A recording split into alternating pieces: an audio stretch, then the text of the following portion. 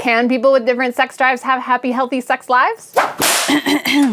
Sex drive, explained here, is what we call the degree of desire one has to engage in sexuality with themselves or others. Sex drive can be here at 0, repulsed by or indifferent to the experiences of arousal. Here, maybe there's interest, but not enough to motivate behavior like masturbating or asking someone out. This spot might be someone who, under specific circumstances, has kind of an itch to be sexual. And then there's way over here, on this end, someone who thinks about and desires, sometimes even acts on it, all of their waking hours.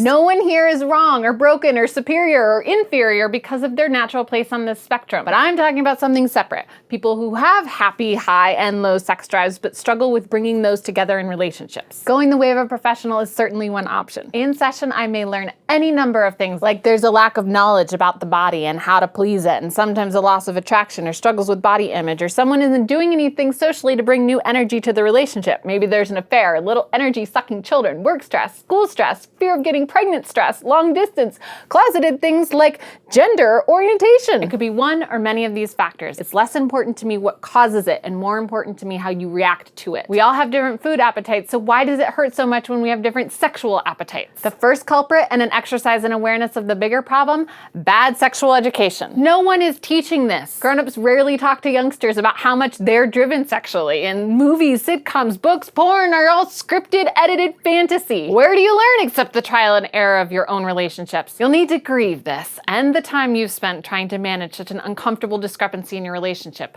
This episode will help with that. Don't stop in the pain though. Once you've identified what you have control over and separated out what you don't, let's return you to a healthy sex life. This video is about one woman's recovery from having a spontaneous abortion, aka a miscarriage. It'll work as a sample of how to move from a painful reminder of sex like body trauma, assault, and misinformation to pleasure in whatever form that takes. There's also this one encouraging those of you who have lost that love and feeling and how to bring it back. This doesn't mean there is something to reinvigorate though. Just as you may have screamed for breast milk as an infant doesn't mean that you crave it now. The sex drive that people enter into relationships with doesn't have to be the sex drive that they maintain over time. It is quite possible that you or the partners you're into are asexual, or at least somewhere closer to this end of the spectrum, where even if introspection, therapy, changes in body chemistry, or lively experiences could boost libido, they don't even want to have sex. And that's for you to accept. You don't expect vegetarians to eat meat. You don't expect asexuals to want sex. I've said it before and I'll say it again. The pain is not in the change, or in this case, the difference. The pain is in the resistance to the difference. But then you may say, Lindsay,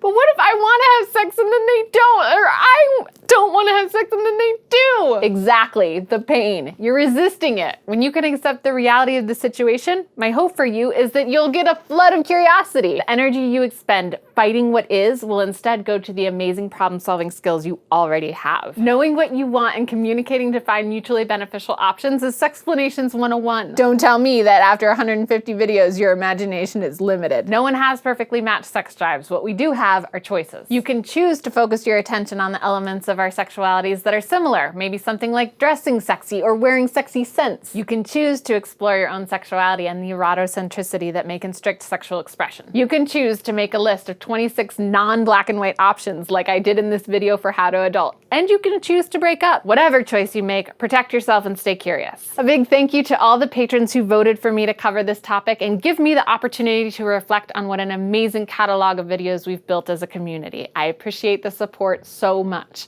If you'd like to be a benefactor of Sexplanations, please visit our Patreon page.